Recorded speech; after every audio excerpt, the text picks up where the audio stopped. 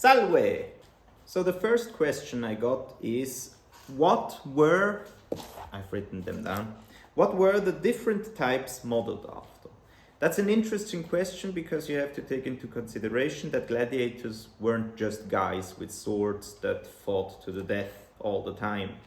Each gladiator class or type had a specific look and a specific equipment that they were carrying into their duels. And behind every equipment and every weapon they used, there was a story. In fact, most of the gladiators were modeled after the real enemies of Rome. When Rome started to expand beyond the Italian peninsula, it encountered different types of enemies. And also it met different types of warriors. And when those wars ended, their weapons and even the names of certain people found new life in the Roman arena. For example, the Thrax or the Thracian, who was modeled after Thracian warriors from today's Bulgaria or northern Turkey.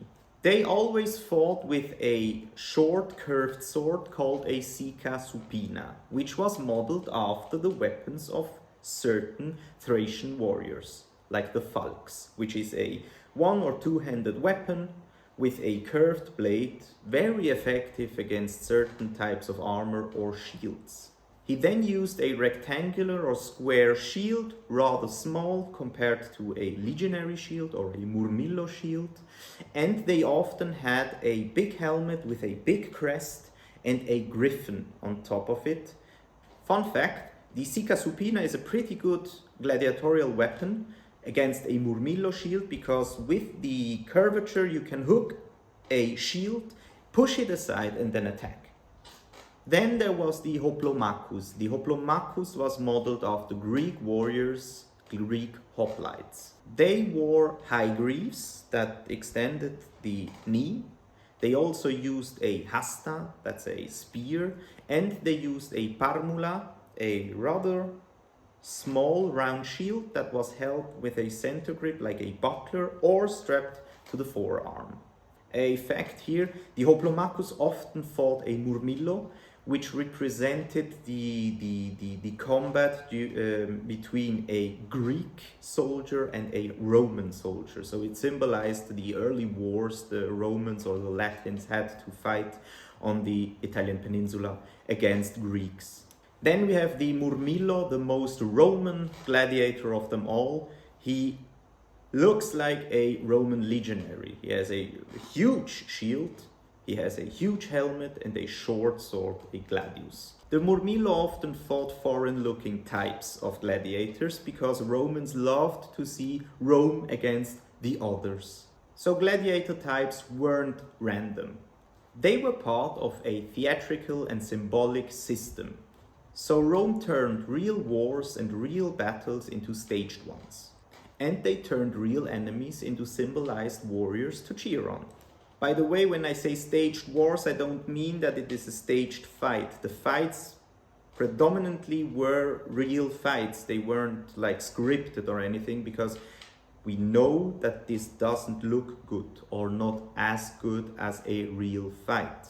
The second question I got is the gladiator from For Honor accurate? Short answer, not really. But let's break it down. So I'll put a picture somewhere here. I have a picture here so I can tell you what I see as someone who knows a little bit of gladiatorial combat. And what we see is a mix of different types of gladiators. I'd say it's a mix out of the Retiarius, the net fighter, trident fighter, and a hoplomachus, the gladiator type that is modeled after Greek hoplites. We see that he has a big helmet, he has a trident and a small shield, he uses two greaves, and he has two kinds of arm protections. That's a mix out of a few types. If we say it is modeled after the Retiarius, the only things that are accurate are the trident and the loincloth with belt. If we on the other hand say it is modeled after a hoplomachus, there are a few things that are correct in the sense that these types of armor were used, but not in that style, in that specific design. So If we say it's a hoplomachus used a ranged or a long-ranged weapon like a spear. A hoplomachus used two greaves, two high greaves. He used a big helmet. He used a small round shield, something like a buckler. And he uses a manica, a arm guard. We can say that these are the armament pieces a hoplomachus would have used, not in that arrangement. So the short answer, as I said, not really, but there are certain aspects of the gladiator in For Honor that are historically accurate, in a sense that they were used for different classes of gladiators. Not as a whole package. If you take him, he wouldn't have existed in that way. But there are certain weapons and armor pieces that were used by different classes. As I said, the trident was used by the Retiarius. A whole bunch of equipment of the For Honor guy was used by the hoplomachus. And yeah, that's the answer to that question. And the last question is a very interesting one. Were gladiators free people? And that's one of the biggest misconceptions about gladiatorial combats, apart of the fact that not every fight was deadly. And we have to take into consideration the whole 600 years of gladiatorial culture from the beginning to the end, and everything that evolved in between.